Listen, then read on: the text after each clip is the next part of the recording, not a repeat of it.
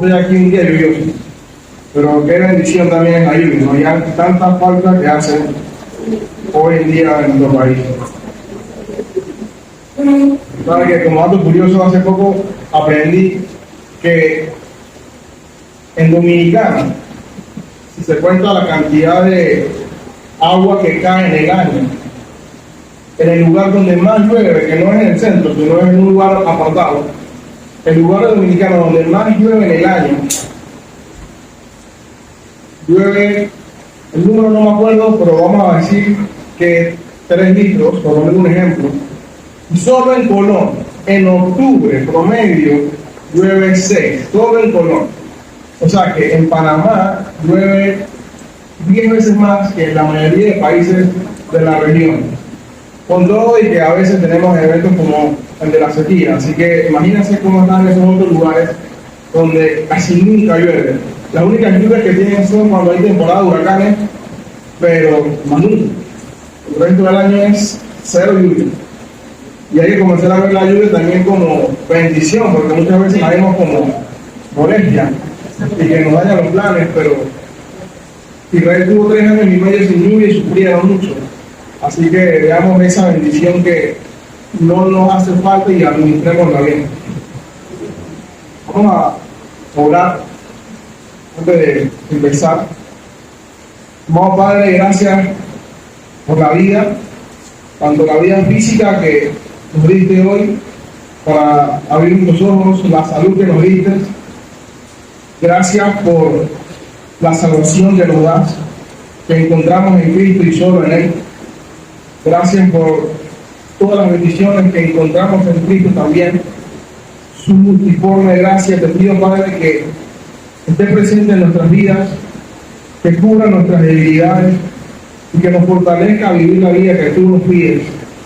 Hoy, habla a tu pueblo, háblanos con tu palabra. Padre, tu promesa se cumpla una vez más y no regrese vacía, y que haga la obra que necesita ser hecha en cada uno de nosotros, y que también pueda seguir siendo llevada a otros lugares, a otras personas, lo aprendido en esta mañana. Amén.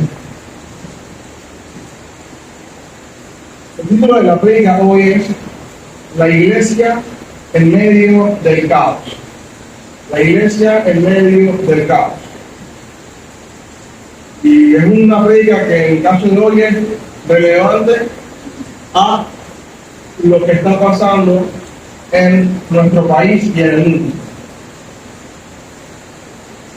Hoy hay mucha anarquía en nuestro país, caos, desorden.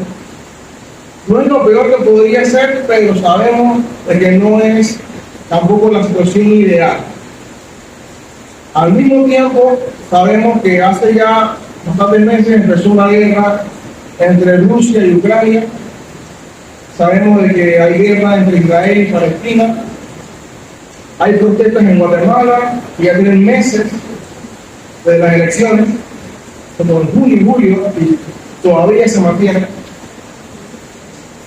En España hay protestas también, piden que renuncie el presidente por la inmigración descontrolada. En Francia hay protestas, musulmanes atacando a los judíos y otros inmigrantes robándole a los locales, peleas entre católicos y musulmanes.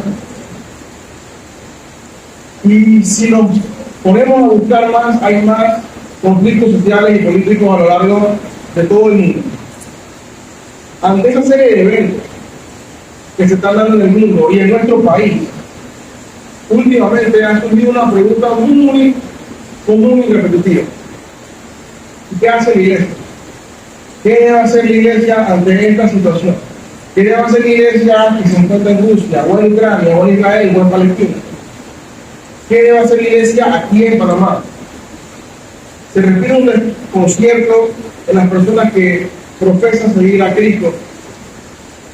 Y esto genera una serie de preguntas sobre protesto o no protesto, comento o no comento, hago algo, no hago nada, está bien, está mal, es pecado, no es pecado. Y hay mucho debate incluso dentro de esas posturas sobre qué hago y qué no hago. Yo creo que la respuesta no es tan complicada, pero antes de poder ver la misma respuesta necesitamos recordar otras cosas. Antes de saber qué hacer, hay cosas que necesitamos conocer o recordar, porque muchas veces las sabemos, pero no las tenemos presentes al momento de tomar decisiones. Lo primero que necesitamos saber es que Dios tiene todo el poder. Acabamos de leer Sofonías 1, no lo voy a leer de nuevo, pero espero que hayan podido prestar atención a la lectura de Sofonías 1. Y una cosa que van a ver en todo el capítulo 1 de Sofonías, el Dios diciendo a las Sofonías la destrucción que iba a traer no solo sobre Jerusalén, sino sobre un montón de naciones. ¿Quién puede hablar así? Solo alguien que tiene la capacidad de cumplir esa palabra, o alguien que miente. Alguien puede decir que voy a hacer esto y es mentira, yo no tengo la capacidad de acabar con Panamá, pero Dios sí. Dios tiene la capacidad de acabar con Panamá, con Israel, con Palestina, con la nación que Él quiera. Lo profetizó una y otra vez en muchos momentos de la historia y lo cumplió. A su propio pueblo lo destruyó. Fueron a Egipto, regresaron, en la tierra prometida los entregó, y después todo Israel, tanto el reino del norte como el reino del sur, devastados, asesinados y llevados cautivos. Dios cumplió su profecía de destrucción con ellos. ¿Por qué? Porque Él tiene el poder para hacerlo.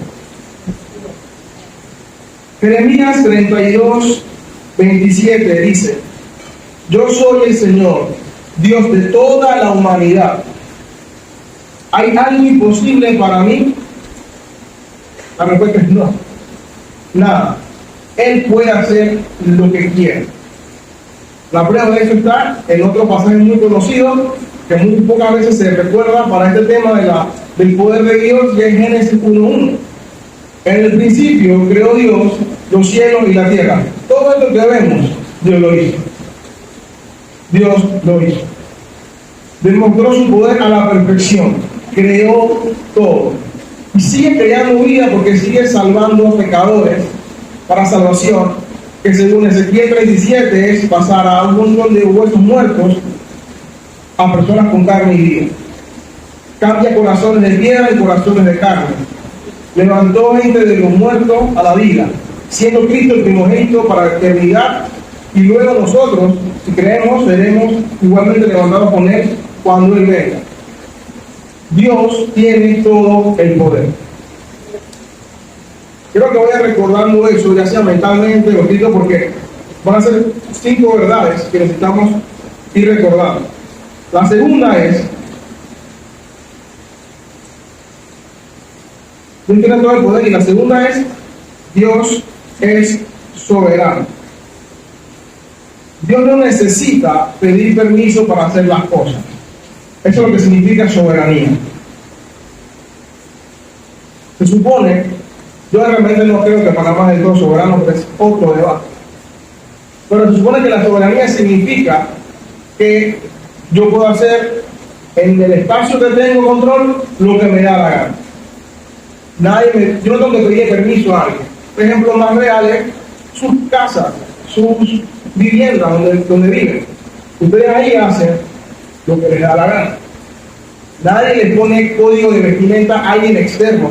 Yo no les digo aquí cómo se visten en su casa, a qué hora se levantan, a qué hora se acuestan. Ustedes hacen en su casa lo que les da la gana. Solo ahí, un espacio reducido. Dios tiene soberanía sobre el mundo entero. Salmo 115, 3. Nuestro Dios está en los cielos, todo lo que quiso ha hecho. Salmo 135, 6. Todo cuanto el Señor quiere, lo hace, en los cielos y en la tierra, en los mares y en todos los abismos.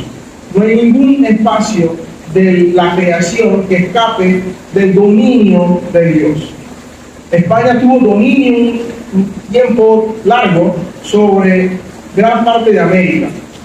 Inglaterra tuvo dominio sobre ciertos lugares del Caribe y algunos lugares de Asia.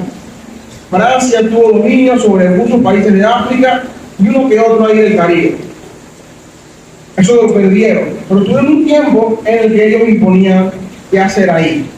Dios dice, todo es de él, todo. Daniel 4:35. Y todos los habitantes de la tierra son considerados como nada, mas él actúa, el Dios, conforme a su voluntad en el ejército del cielo y entre los habitantes de la tierra. Nadie puede detener su mano y decirle, ¿qué has hecho? O sea, yo no puedo llegar a su casa y decirle, ¿por qué la pintaste de verde? Así no podemos nosotros decirle a Dios, ¿por qué mandaste lluvia hoy? ¿Por qué permitiste esto y lo otro? Porque Él es soberano. Y así como no sería apropiado que yo llegara a preguntarle a ustedes, ¿por qué hiciste lo que hiciste en tu casa? Bueno, esa soberanía la tiene Dios sobre el mundo. Así que hacer lo mismo con Dios es como que yo fuera a su casa a decirle, ¿y por qué tienes flores aquí? ¿Por qué no pintaste allá? Se van a sentir incómodos y molestos. Pero eso es lo que hacemos muy a menudo con Dios. Como si nosotros tuviéramos igual de poder que Él, o igual de nivel, como si fuéramos iguales. Job lo hizo y quedó humillado cuando Dios comenzó a decir, ¿dónde tú estabas? Cuando yo dibujé las constelaciones, ¿dónde tú estabas? Cuando yo creé al monstruo del mar. ¿Quién eres tú, Job?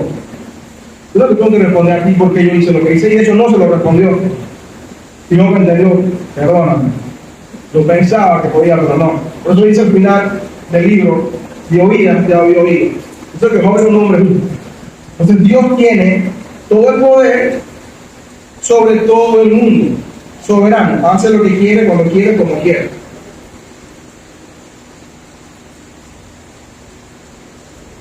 Tercera verdad, Dios es bueno, siempre. Salmo 119:68. Bueno eres tú y bienhechor, enséñame tus estatutos. La versión Nueva Traducción Viviente lo traduce, tú eres bueno y haces únicamente el bien, enséñame tus decretos. Eso da paz, porque alguien que tiene el control sobre todo el mundo y tiene todo el poder, asusta. Pero luego dice, ese que tiene todo el poder, que controla el mundo, es bueno. Entonces, la gente tiene miedo de darle el poder a una sola persona, a cualquier ser humano. ¿Por qué? Porque nosotros somos malos. Los gringos lo entendieron con lo que entendían de la verdad y por eso hicieron separación de poderes y no emularon la monarquía que había en Inglaterra, porque decían, somos malos todos. Concentrar todo el poder en una sola persona es peligroso porque todos somos pecadores. No separemos esto para mantener un poquito de balance. Con Dios no hay problema que la concentración del poder esté en Él y solo en Él, porque Él es bueno. Esto nos olvidamos muchas veces. 4. Dios no cambia. Salmo 102:27. Pero tú eres el mismo y tus años no tendrán fin. Hebreos 13:8. Jesucristo es el mismo ayer, hoy y por los siglos. Significa que su poder, su soberanía, su bondad siempre está presente. No es que fue bueno hace tiempo y después cambió. Usted busca la historia de cualquier persona, su propia historia. Usted va a decir, antes yo era esto, hoy no soy esto. Para la gloria de Dios, muchas veces podemos decir eso porque cuando pensamos en el pasado, pensamos en cosas malas que hacíamos. Ese no tiene que arrepentirse de nada porque Él es bueno siempre. Todos sus atributos estaban presentes en Génesis 1, antes de Génesis 1, porque Él es eterno, y hoy, 12 de noviembre de 2023. Y mañana, igualito.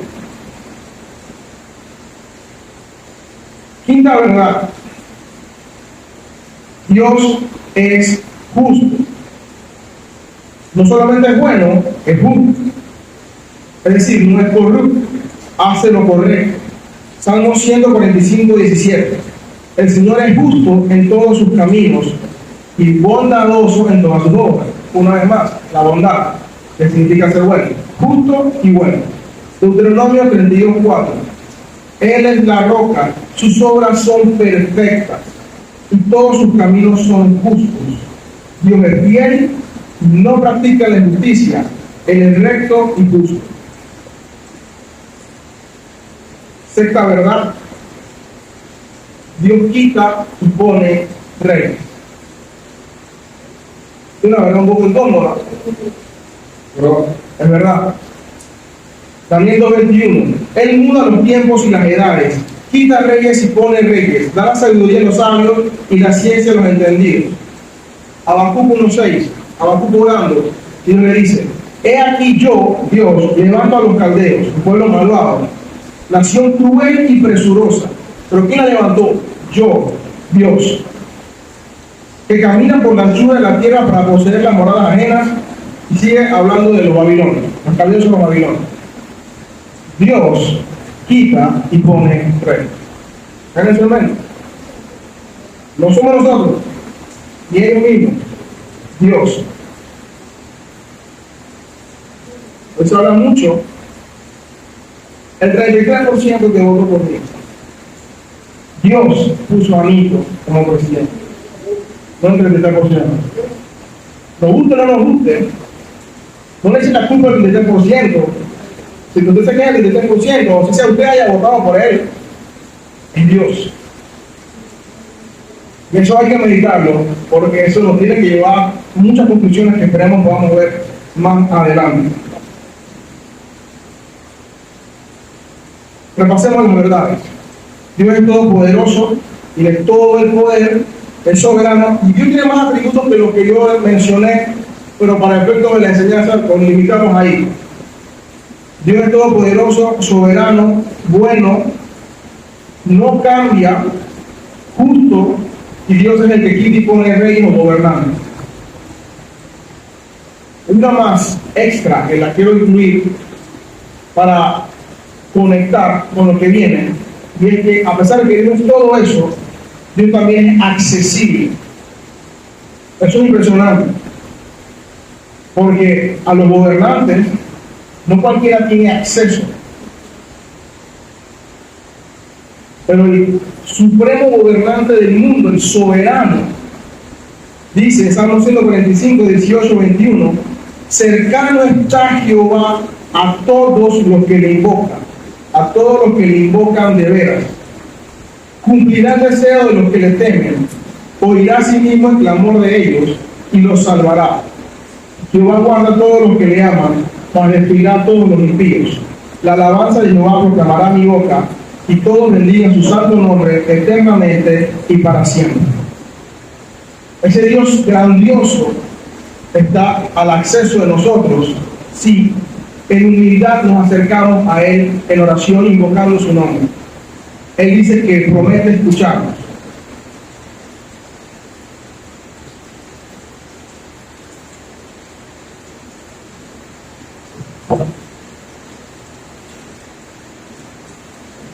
Regularmente cuando tenemos un problema, cuando vemos la historia del mundo, vemos a todos los personajes, todas las causas políticas, económicas, sociales, pero no vemos a Dios. Es normal que cualquier historiador cuente una historia, se remita a lo que ve, a los hechos, pero deja fuera a Dios. Un cristiano nunca debe dejar a Dios por fuera, porque si recuerda esas verdades, no puede hacerlo. La Biblia está llena de que Dios hizo esto y Dios hizo lo otro.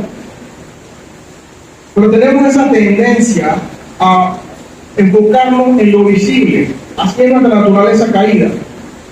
El libro que Lucas escribió, que en la Biblia está después de Juan, Hechos, él escribió el Evangelio y escribió Hechos.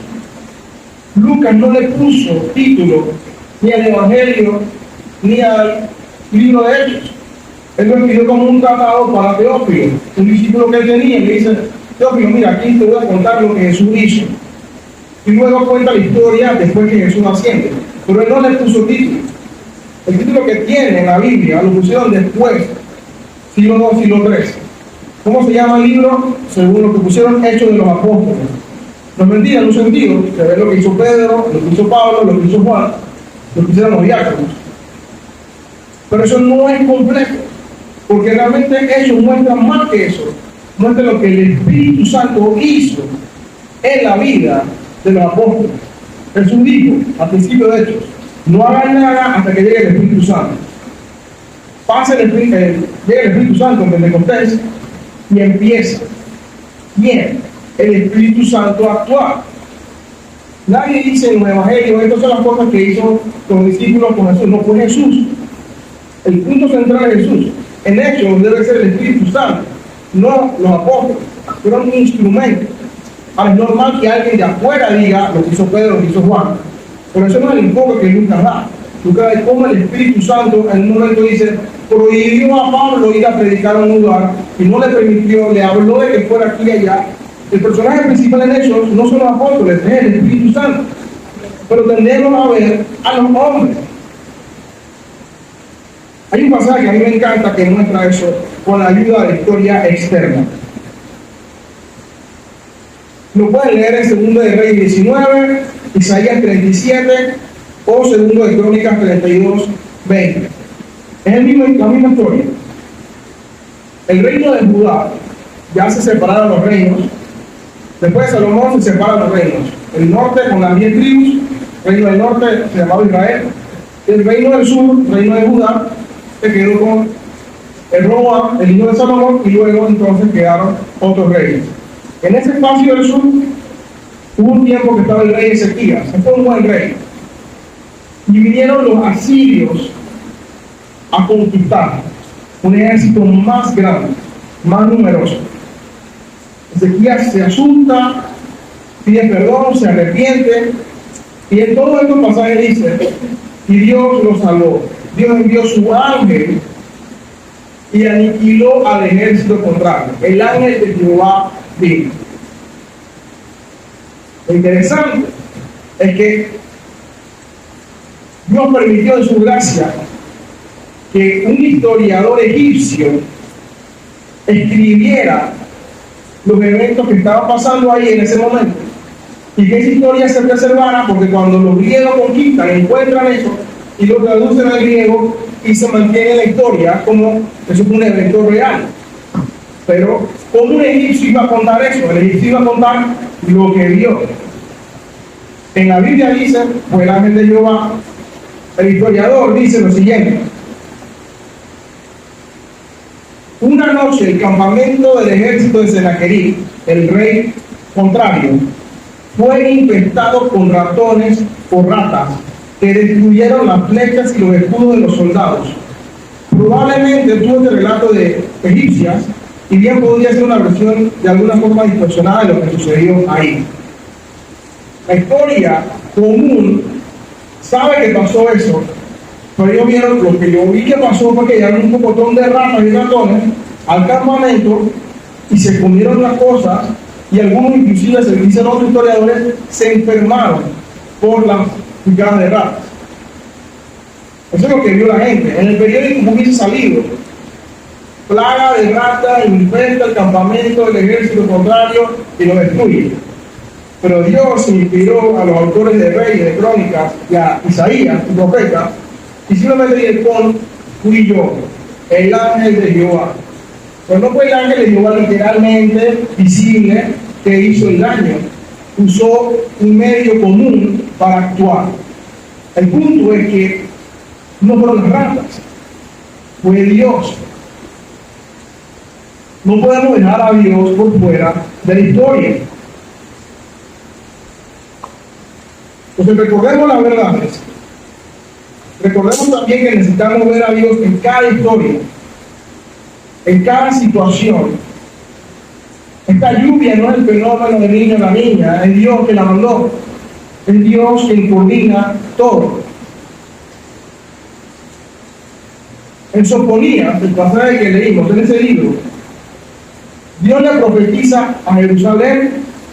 En el capítulo 2 le profetiza a las naciones extranjeras. En el capítulo 3 le habla a Jerusalén de nuevo. Acompáñenme a leer el capítulo 3 de Sofonías, Os voy a leer del versículo 1 al 7. Hay en la ciudad rebelde y contaminada y opresora. No escuchó la voz ni recibió la corrección. No confió en Jehová, no se acercó a su Dios. Sus príncipes en medio de ella son leones durmientes. Sus jueces, lobos nocturnos que no dejan hueso para la mañana. Sus profetas son livianos, hombres prevaricadores. Sus sacerdotes contaminaron el santuario, falsearon la ley. Jehová, en medio de ella, es justo. No hay iniquidad de mañana. Sacará luz su juicio. Nunca faltará. Por el perverso no conoce la vergüenza. Hice destruir naciones. Sus habitaciones están asoladas. Hice desiertas sus calles, hasta no quedar quien pase. Sus ciudades están asoladas, hasta no quedar hombre, hasta no quedar habitante. Dije, ciertamente me temerá, recibirá corrección y no será destruida a su morada, según todo aquello por lo cual la castigué. Mas ellos se apresuraron a corromper todos sus hechos. Lo primero que tenemos que hacer, tenemos que conocer, lo primero que tenemos que hacer es reconocer la obra de Dios, reconocer nuestro pecado y arrepentirnos. Dios le reclama a Jerusalén: destruir a esa nación, destruir a esta otra nación, esperando, en el versículo 6 dice, 17, que empezaran a temerme, que vieran lo que pasó allá y dijeran: oh, Dios hizo eso, me tengo que arrepentir. Y me dice: no, no pasó. Los israelitas sabían la historia de Sodoma y Gomorra, y Dios se lo reclama con Ezequiel muchos años después. Sodoma, tu hermana, hizo orgullo, hizo glotonería, no practicó la bondad. Estas son las cosas que Dios reclama, no fue la homosexualidad. La homosexualidad vino al final. Y Dios decía: eso tenía que servirte de advertencia para analizarte y ver lo que está pasando y ponerte a cuenta conmigo. Hermano, nosotros hoy, como les mencionaba, sabemos que hay conflicto en Rusia. ¿Y qué hablamos? Bueno, lo que pasa es que la OTAN está tomando lugares que no les permiten. Rusia con Putin está haciendo esto y no debería. Putin se está defendiendo y comienzan los pro-Rusia, los pro-Ucrania. Bueno, ahora con Palestina, Israel está aquí y allá. Y nadie dice: es Dios juzgando a Rusia y Ucrania. Es Dios juzgando a Israel. Y es Dios juzgando a Palestina. Es Dios juzgando a Venezuela. En el caso que tiene, es Dios juzgando a Cuba, a España. Y ahora es Dios juzgando a Panamá. No es lindo, es Dios juzgando a Panamá. Dios quiere que reconozcamos que es Él, la primera verdad, soberano, actuando en su territorio para traer el juicio y el arrepentimiento. El problema es que muchas veces nos encontramos como en Sofonías 1, cuando en el pasaje que leímos, en el versículo 14 de Sofonías 1,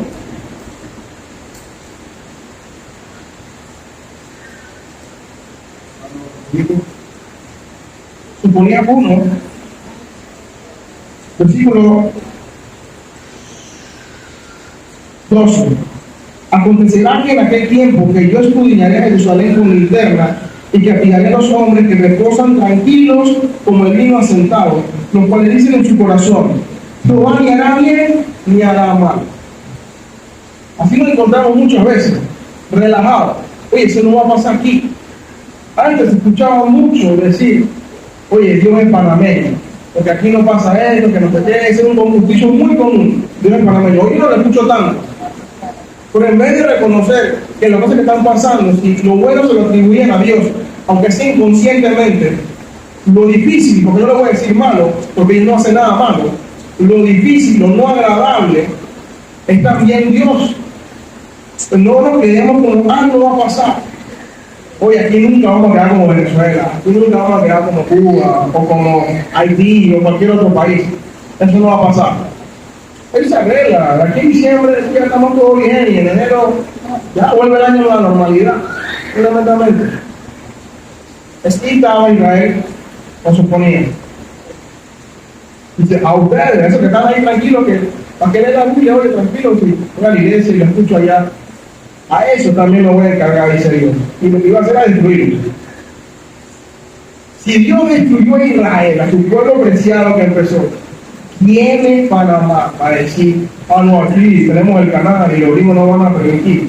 ¿Quiénes son los gringos?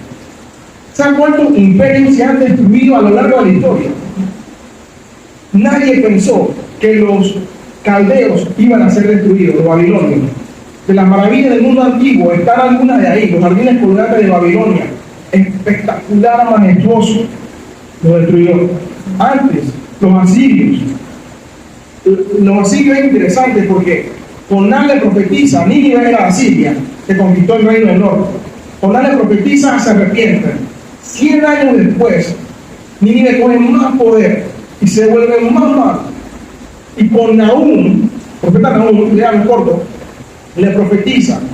Y Dios le dice, ahora que estás en tu apogeo, ahora que tienes más poder, yo te voy a destruir. Cuando parece menos probable. Y es interesante porque Nahum, Dios usa el nombre en todo el libro del profeta Nahum. Yo soy el Señor de los ejércitos. O sea, tu ejército a mí no me da miedo. Yo soy el Señor de ellos. Otro título que él tiene. Y lo destruyó. Y dice Nahum que la profecía era, no va a quedar rastro de ti. Eso se cumplió. Cuando Alejandro Magno, con el imperio griego, llega a esa región, él quería ver los imperios anteriores y las ruinas. La historia dice que él se pasó el territorio de Asiria, porque literalmente no había nada. Y cuando llega, no me acuerdo a qué región, y preguntó por los asirios, porque sentía que había ido buen trecho, dice, ya te lo pasaste. Fue el terreno que estaba allá. No quedaba nada de su gloria. A nosotros nos cuesta pensar en un mundo donde los gringos no sean potencia. ¿Ustedes creen que el mundo antiguo pensó que en algún momento Roma iba a dejar de ser potencia? ¿O que los babilonios iban a dejar de existir? ¿O que los griegos iban a dejar de perder poder? Nadie lo podía imaginar. Si todo lo que conquistaban y arrasaban de esta manera son invencibles. Y Dios dice, ¿qué? En un segundo lo destruimos. No te preocupes por eso. Nuestra seguridad no puede estar en los gringos, jamás. Ni en el canal. Ni que aquí nunca ha habido un terremoto o huracán, no pasa por aquí. Porque si el Señor quiere, Él es soberano, en el mar, dice, en el cielo, en los astros, Él puede hacer que aquí hasta nos borre de la geografía. Que quede un hueco en la mente. Si Él quiere. Pero no creemos eso. Yo no voy a hacer, estamos como suponíamos 1:12. Él no va a hacer eso, ni bien ni mal. Pero el Señor es justo. Y Él quiere que veamos eso para arrepentimiento. Necesitamos comenzar a ver a Dios presente y que la acción de Dios nos lleve a reconocer nuestro pecado y a arrepentirnos. Hoy la hermana Andrea en la oración profesora, doctor que mencionó mucho el pecado de los gobernantes, pero también mencionó el pecado del pueblo. Porque hoy todo es culpa del gobernante, pero el pueblo, nosotros somos los más santos del mundo. Todos los que están en la calle creen que solo los políticos son corruptos, pero vamos a poner tu vida de los protestantes en la palestra pública, vamos a examinar qué vamos a encontrar. Corrupción, juegavío, mentira, infidelidad, borrachera. Y también es corrupto. Que Panamá como tal no es culpa de los políticos nada más, son responsables, pero tú también. Tú también, la persona te crea la ilusión de que tú eres justo y que ellos no. Todos somos justos, todos somos malos, necesitamos arrepentirnos como nación. Daniel 9 y Nehemías 1. Sucede en diferentes momentos, pero Daniel está también, eso pasó un poquito antes de que pasara Nehemías 1.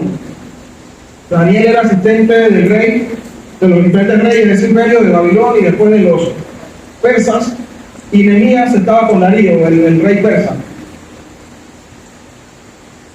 Nehemías ora y pide perdón por todo el pueblo.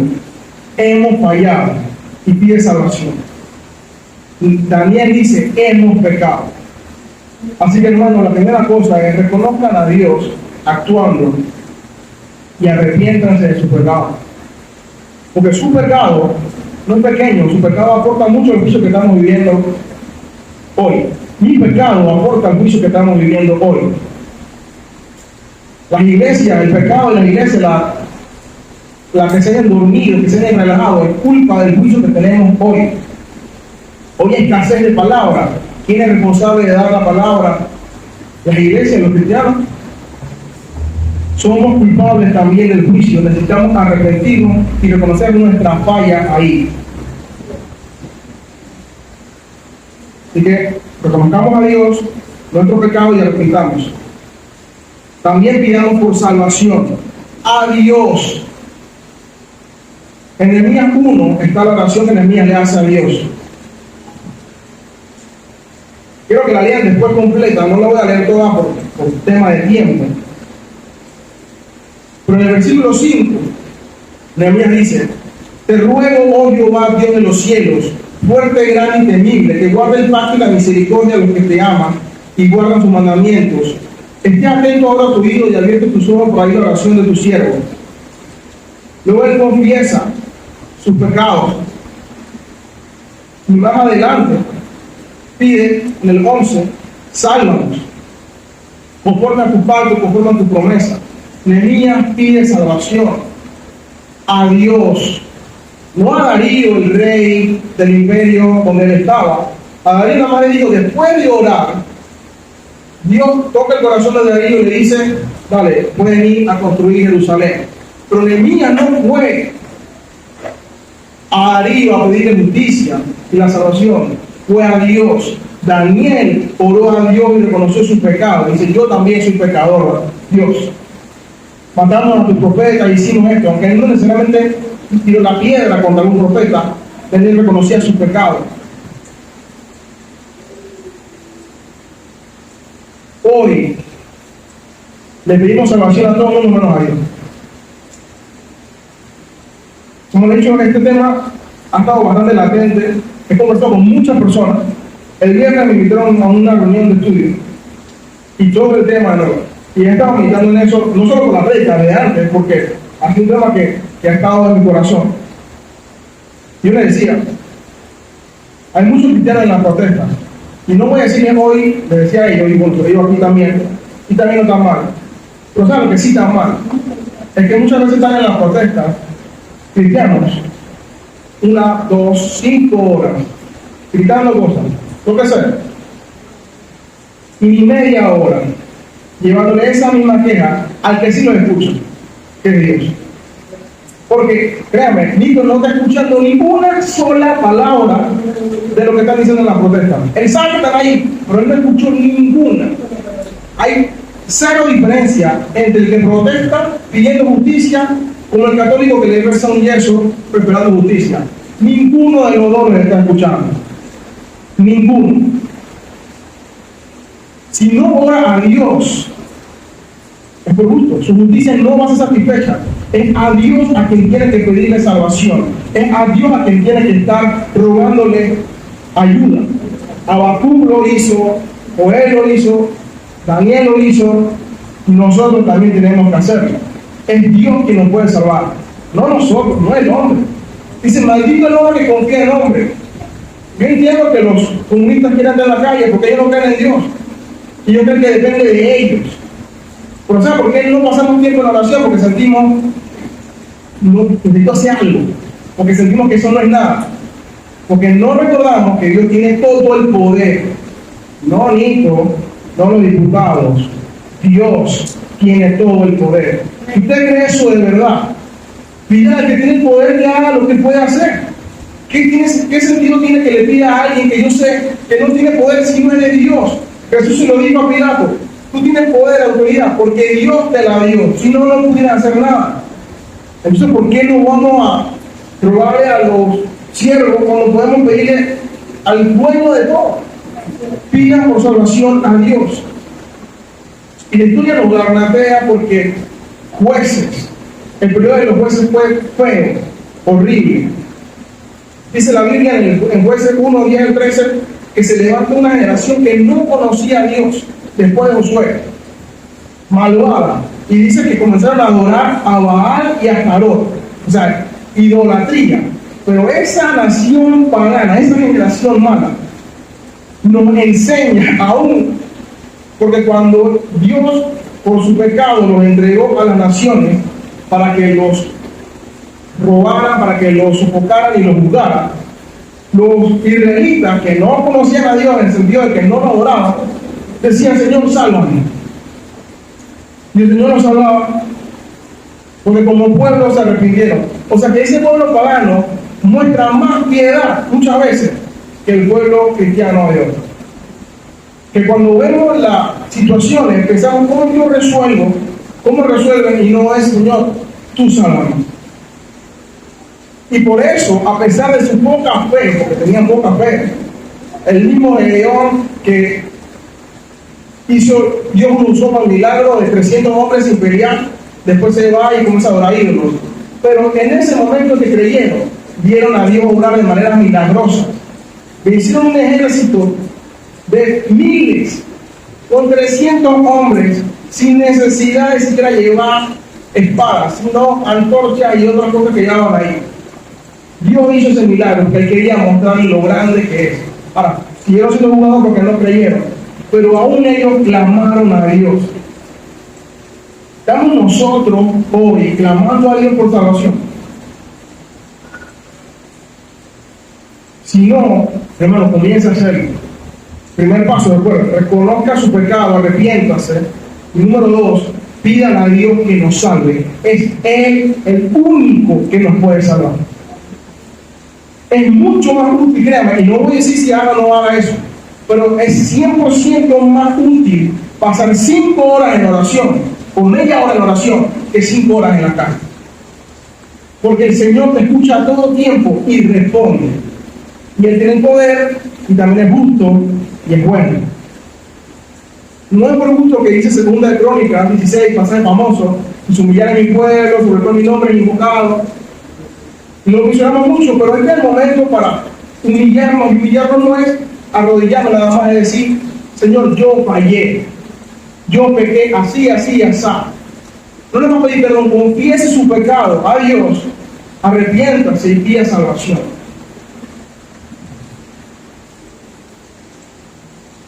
Tercer paso, tercera cosa que hacer: aceptar la voluntad de Dios. Porque no siempre Dios responde como usted quiere que responda. Habacuc, para mí, es uno de los mejores ejemplos en eso. Tanto en los primeros 2 pasos como en esto. Porque Habacuc vio la época de gloria con el rey Josías, el que pasó los 8 años, que hizo las reformas. Él vio a un buen rey en el poder. Pero después de Josías, los reyes fueron de mal en peor. Y Habacuc está cansado. Dice: Dios, ¿hasta cuándo no vas a hacer nada? Mira la maldad aquí, la injusticia de los jueces, las pesas todas las mañanas para pesar mal los productos, los reyes haciendo mal, están matando bebés, sacrificios a los dioses paganos, en el templo había idolatría. Dios, ¿hasta cuándo? Así que Habacuc es el ejemplo de que Él no va a pelear por su cuenta, sino que el Señor voy a pelear contigo, ayúdame, muéstrame que hagas algo. Y Dios le responde, capítulo 1, le responde, y es donde lo que leí, dice: yo, no te preocupes, yo lo vi. Vienen los babilonios, no, dame otro Josías, no el descendiente de Josías que venga, no, vienen los babilonios, que ya me cansé.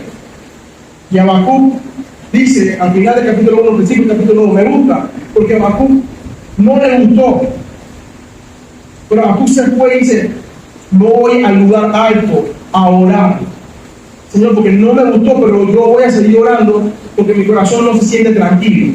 Si no se siente tranquilo, siga orando. Dios no se cansa de escucharlo. Usted puede orar todo el día si le da la gana y Dios no se va a dormir en el teléfono. Yo oraba con mi esposa cuando éramos novios y yo no tengo mucho aguante en el teléfono y yo no dormía. Yo soñaba cosas y comenzaba a hablar locura en el teléfono. Y ella se que, no sé, que la piscina, que me perdía de la conversación.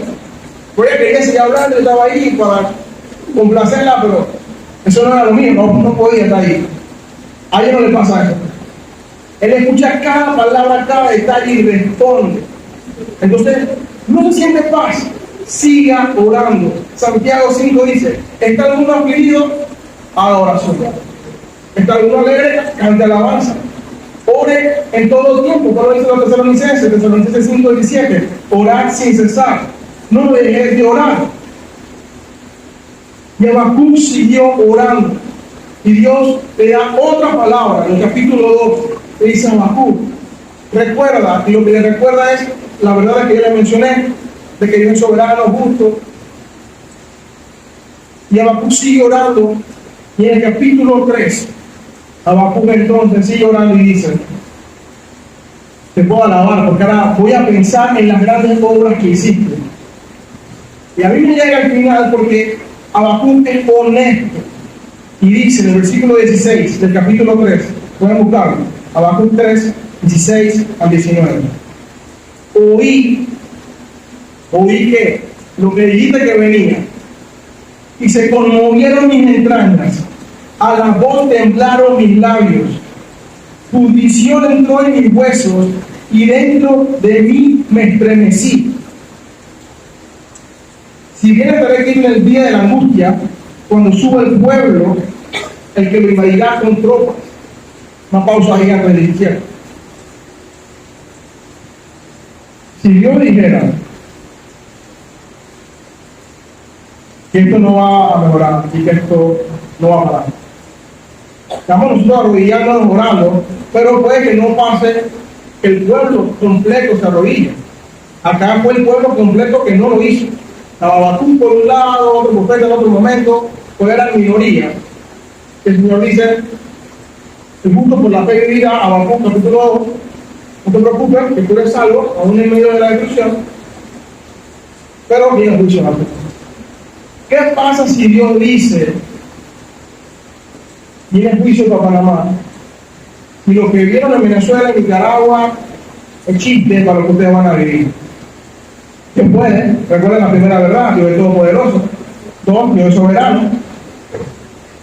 Y aunque no parece que Dios es bueno, con eso, la Biblia me dice que Él lo es, así que yo tengo que confrontar mi lucha en oración con el Señor porque sigue siendo bueno. Eso es lo que Habacuc no entendía, y lo que nosotros tampoco entenderíamos si Dios nos dice eso. Pero usted consciente que Dios puede hacerlo. Que si Dios le da la gana, Dios puede destruir a Panamá y que hoy quede ruinas. Lo he hecho con un montón de países. ¿Por qué no lo haría con Panamá? ¿Qué tenemos de especial? Aquí no hay un templo especial como teníamos en realidad, igual lo destruyeron. Dios puede hacerlo. Y si Dios le dijera eso, yo no estoy diciendo que eso viene, estoy profetizando nada, pero Dios puede hacerlo. Y si pasara, podría usted decir como Habacuc en el versículo 17, aunque en higuera no florezca, aunque en la plata de plátano no haya plátanos, aunque no haya guineo, aunque no haya guandú, aunque no haya arroz, aunque no haya café, aunque falte el producto del olivo, aunque se mueran las vacas, aunque se mueran los caballos, las gallinas, y los labrados no hay mantenimiento y las ovejas se quitan de la majada, traduzca eso a lenguaje panameño, aunque se acabe la gasolina, aunque vengan los comunistas, aunque nos invada China, dice Habacuc, con todo, yo me alegraré en Jehová y me gozaré en el día de mi salvación. El Jehová, Señor, es mi fortaleza, el cual hace mis pies como de siervas y en mis alturas me hace andar. En este momento no quiero que me digan nada, solamente piensen. Puede decir usted eso, si eso viniera hoy para Panamá, que Dios le revelara eso. Habacuc no pudo decir eso de una vez, porque lo primero que dijo es que te pasa, no, y va y ora y le responde a otra cosa. Eso no vino inmediatamente con Habacuc, es como que recordarse esas verdades. Entonces yo no espero que usted me diga así y que diga no son los más piadosos, no, si la realidad es como Habacuc dice, cuando escuché tu juicio, tuve miedo. Fue lo que dijo Habacuc, me asusté, no me imagino ese panorama.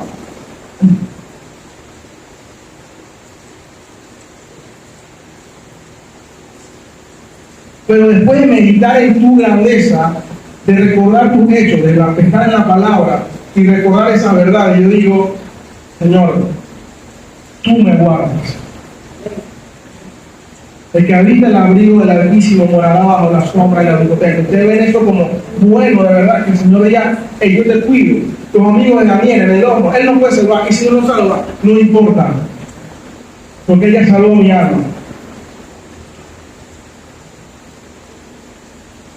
Lo único que me responde es, usted no tiene paz hoy, eso le asusta, o le asusta lo que está pasando hoy. Ni siquiera va a valer con el panorama futuro hipotético. Hoy, la situación también puede dar miedo.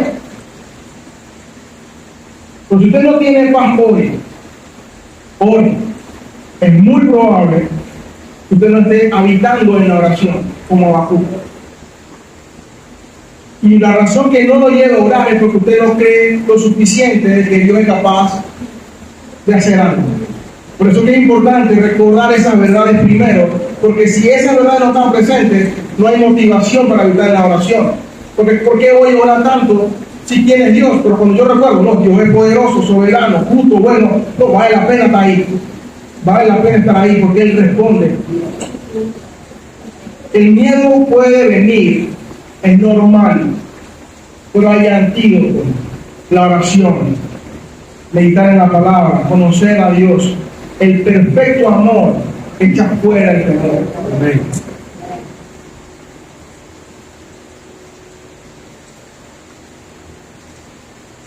No somos indiferentes a las realidades, pero confiamos en Dios. Y si no confiamos lo suficiente hoy, hermanos, animémonos unos a otros. Tal vez uno aquí tiene un poquito más de fe. Anime a su hermano. Y oren juntos. No tiene por qué orar solos. Se supone que somos una comunidad. Oramos juntos. Te chateo por WhatsApp, te llamo por teléfono. ¿Cómo estás? Pues que tengo los materiales en ese momento, pero me siento ansioso. Vamos a orar juntos por eso. Reconociendo a Dios, arrepintiéndonos, pidiendo salvación y confiando en Él. La cuarta cosa que hay que hacer es proclamar la palabra de Dios a todos. Reconocer a Dios, arrepentimiento y pedir por salvación. Aceptar su voluntad, la 3. Y la 4, proclamar la palabra de Dios a todos. Por esto te quiero decir, eso no significa que cuando usted hace esas 3 cosas primeras, usted no le habla a nadie, o no le habla a los reyes, o a los gobernantes. No está prohibido hablar a los gobernantes. Los profetas lo hicieron. Juan el Bautista lo hizo. Le dijo Herodes, tú estás fuera de orden con esto que estás hablando con la mujer de tu hermano. El profeta habló con David y le dijo, tú pecaste, David. Muchos profetas, Isaías y Jeremías, hablaron con los reyes. Micaías habló con Acab. Pero cuando ellos hablaron con los reyes, ellos no fueron a descargar su ira, ellos fueron a llevarle la palabra de Dios a ellos. Ellos no fueron a hablar en su nombre, sino en el nombre de Dios. ¿Usted quiere hablar con un rey? ¿Qué va a decir? ¿Qué le va a decir si ve al diputado de su región, al representante? ¿Lo que está en su corazón o lo que dice Dios? Usted puede hablar con ellos, y si Dios lo pone en esa posición, gloria a Dios. Yo le digo a Pablo lo voy a usar para que le lleve la palabra a gente en la autoridad. A Pedro no lo usó para eso, a Pablo sí. Pero cuando Pablo estuvo ahí, ¿qué habló con Agripa? La palabra. Si tú tuvieras la oportunidad de hablar con los diputados de su circuito, con el presidente, con el representante, ¿va a ir con ira a descargarse? No, eso lo hace con Dios. A ellos díganle la palabra de Dios, lo que ellos necesitan escuchar. ¿Y qué hay que decir? Lo que Jesús hizo. Marcos 1, 14, 15. Jesús estaba predicando en tiempo de opresión romana, pero la solución era la misma. ¿Qué hizo en ese tiempo? Arrepiéntanse y crean. Jesús no predicó en un tiempo de paz. Allá había opresión, estaban dominados. ¿Y cuál fue la cosa que Jesús hizo? No crear revueltas, que vamos a hablar de partido político, cristiano, para pelear contra los romanos. Lo único que Jesús predicó fue arrepiéntanse y crean. Cuando se va, Jesús que le dice, vaya, lo van a perseguir a ustedes, creen, a Juan 17, lo van a matar inclusive. Lo persiguieron los judíos y los romanos, a los cristianos. La instrucción de Dios, Jesús, ¿cuál fue? Prediquen, enseñen a todos lo que les he mandado. Sigan predicando, la solución es la misma: prediquen el Evangelio, proclamen la verdad de Cristo, arrepentimiento y perdón de pecados. Santiago 4:8 dice: acérquense a Dios y Él se acercará a ustedes. Pecadores, límpiense las manos. Ustedes los inconstantes, purifiquen su corazón. Ese es el mensaje. ¿Qué necesita escuchar la gente? Que necesitan arrepentirse. Debemos predicarle la palabra a los reyes, a los gobernantes, al pueblo, al de cualquier partido político, nacional o extranjero. La solución no es política, es espiritual. La solución es Cristo. El problema es un problema del corazón. Y necesitamos compartir esa verdad. Necesitamos compartir que necesitan a Cristo y nada más. El pueblo dejó de creer que Jesús era la solución, el pueblo de Israel, cuando Jesús estaba ahí. Por eso eligieron a Barrabás. Yo siento que ahí falta información cuando la gente cuenta esa historia. Porque Barrabás no era un ladrón ya. Barrabás, ni siquiera dice necesariamente que era ladrón, que era un criminal. Barrabás era un guerrillero, por decirlo así. Él era de los celotes, como Simón el celote, que era uno de los discípulos. ¿Qué eran los celotes? Era un grupo violento que buscaba la liberación de Judá de Roma por las armas. Lo que el pueblo eligió no fue dar un ladrón, no, el pueblo no eligió a Barrabás por ladrón. El pueblo eligió a Barrabás porque dice: Barrabás por lo menos va a pelear por nosotros. Este Jesús se va a dejar matar aquí en la cruz en vez de salvarse cuando puede, tiene todo el poder. No me sirve Jesús. Dame a Barrabás y lidérame. Es como que dijéramos: dame a Saúl, a Genaro, y no quiero a Jesús. Porque él por lo menos hace algo. Porque Jesús no se ve, dime dónde está Jesús, en su cruz, que en el corazón. Eso no sirve, hay que hacer algo. Eso fue lo que hizo el pueblo. Y rechazaron a Jesús. Porque se fueron por lo visible, se fueron por lo que parecía que era la solución. Pero la solución era más profunda. Es el corazón, es el pecado. Cuando no vamos a Cristo en oración y comenzamos a pensar: ¿qué quiero hacer yo? ¿Qué tengo que hacer? ¿Qué apoyo no? Estoy eligiendo a Barrabás. Y estoy rechazando a Jesús. Pues aceptar a Jesús es ir ahí en oración aunque nadie más quiera ir. Aunque me digan que parece que no hago nada, mi mente y mi corazón saben que yo estoy haciendo lo mejor que alguien puede hacer. Necesitamos predicar en tiempo de tranquilidad y tiempo de guerra. Que mucha gente haya preguntado y se siga preguntando: ¿y qué hace la iglesia hoy en este tiempo? Habla de que la iglesia realmente estaba dormida. Porque lo que tiene que hacer la iglesia hoy es lo mismo que tenía que hacer ayer, antes de que hubiese protestas. Predicar a tiempo y fuera de tiempo. Estaban dormidos como el vino, se ponía 1:12. Y necesitamos despertar, y espero y le pido a Dios que despierte a su iglesia, porque el Señor sacudió a Israel muchas veces. Muchas naciones lo atacaron y lo saquearon, pero el pueblo nunca reaccionó. Dios no está sacudiendo, nos sacudió el año pasado, 2022. Un año después nos sacude de nuevo. No tan fuerte, no están matando gente. Sabemos lo triste que sucedió con el asesinato, pero eso no es lo que está pasando. No hay armas en las calles, la gente no está peleando con armas, no hay un ejército, pero nos está sacudiendo. ¿Vamos a despertar o vamos a seguir jugando con la paciencia de Dios hasta que se aburra y diga: ya me cansé de Panamá, lo destruyo? Proclamemos a Cristo. Y hermanos, lo último que hay que hacer es compartir el gozo. En 1 Pedro dice: estad siempre preparados para presentar defensa de nuestra fe cuando les pidan señal, razón de ello. Eso nunca va a pasar si usted no hace lo anterior.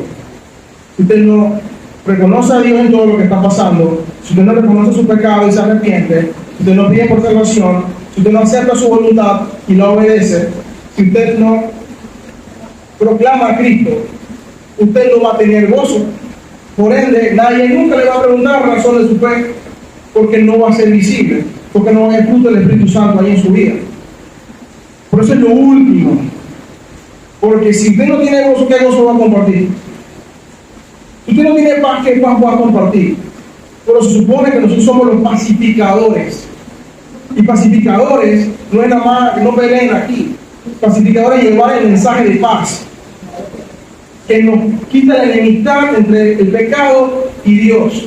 Y por ese mensaje que pacifica al ser humano con Dios, el Evangelio. Tiene paz. Hermanos, necesitamos tener esa paz. Pero la solución está en oración. Pablo dice en Filipenses 4: por nada estén afanosos, si no se han presentado vuestras peticiones.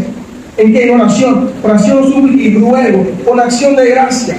Y entonces, la paz que sobrepasa todo entendimiento, guardará vuestros corazones y vuestras mentes en Cristo Jesús. Pero si usted no ora, usted no tiene paz, usted no tiene nada que hablar con la gente, usted está igual que ellos. Y si usted está así, usted no es luz, no es sal. Ya así ha estado la iglesia en Panamá por mucho tiempo, creyendo que estamos bien y no estamos llevando luz y paz, porque estamos tranquilos, porque Dios es panameño, por aquí no pasa tragedia, por aquí todo está tranquilo. No se crean ese cuento, los israelitas se lo comieron, aprendamos de ellos.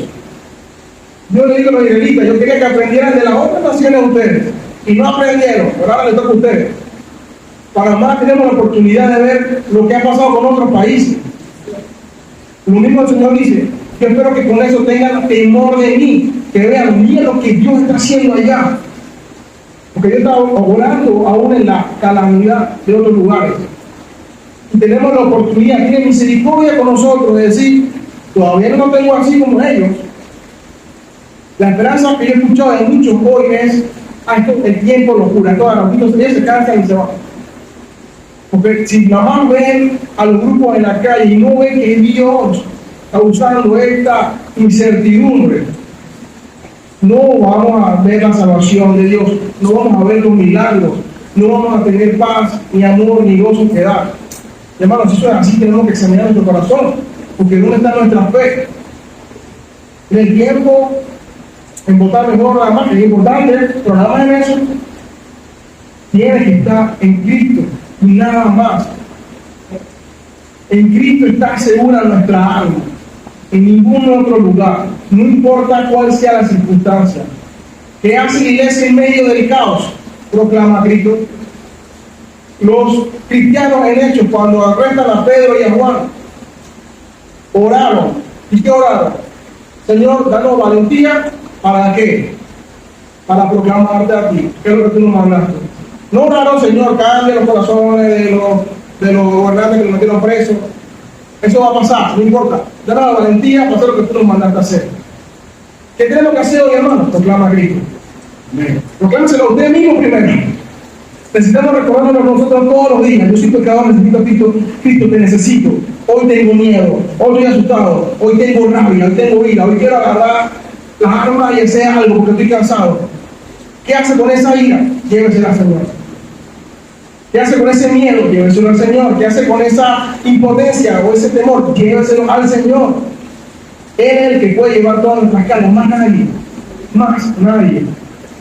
Hermano, yo no le hablo de esto desde la superioridad. Yo también me he sentido en momentos frustrado, desesperado, molesto, y hasta ansioso en que yo tengo consigo aquí y allá.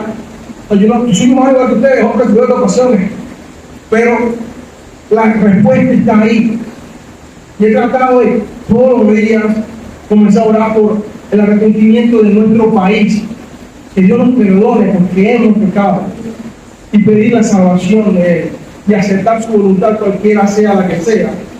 Y mientras hago eso, poder proclamar a Cristo y pedirle que me llene de su gozo, como hizo David, para también compartir ese gozo con otros y poder ser luz y sal en medio de este pueblo. ¿Qué hace la iglesia en medio del caos? Lo que el Señor nos mandó: hacer luz y sal,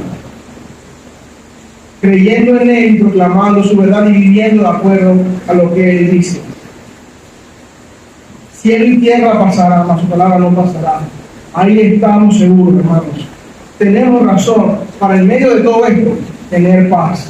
Tenemos razón para cantar alabanza y poder unirnos con Habacuc y decir, no importa qué pase, yo también me alegro con Dios, Habacuc. No es fácil, pero toca pasar ese tiempo ahí para poder que salga el fruto del labio de verdad decir, me alegro en ti, Dios. No sé cómo, pero Jeremías dice en Lamentaciones, las misericordias son nuevas cada mañana. Cuando Jeremías dice eso, él está viendo la ruina de Jerusalén. Él dice eso como si lo hubiese dicho después de la invasión de Panamá. Mi misericordia es nueva hoy. Y hoy su misericordia y su gracia es nueva y sobreabundante. Y si mañana estamos vivos, sigue abundante sobre nosotros.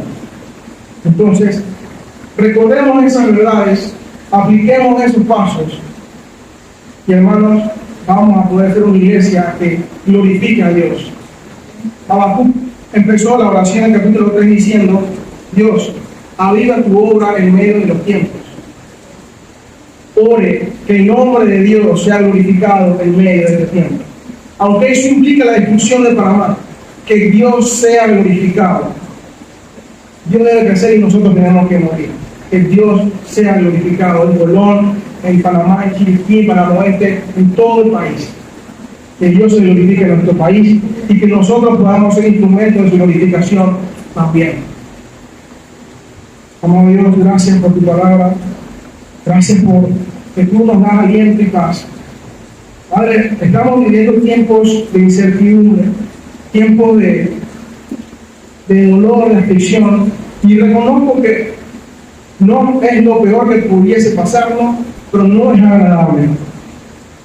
Padre, reconocemos también de que eres tú obrando, no solo Nito o los presidentes anteriores o el pueblo o los gremios, eres tú. Por tanto, Padre, perdónanos, porque hemos fallado. Aún nosotros hoy aquí en este tiempo hemos pecado. Padre, tú eres santo. Y hemos preparado tu santidad muchas veces. Perdónanos. Pero también te pido que nos salves.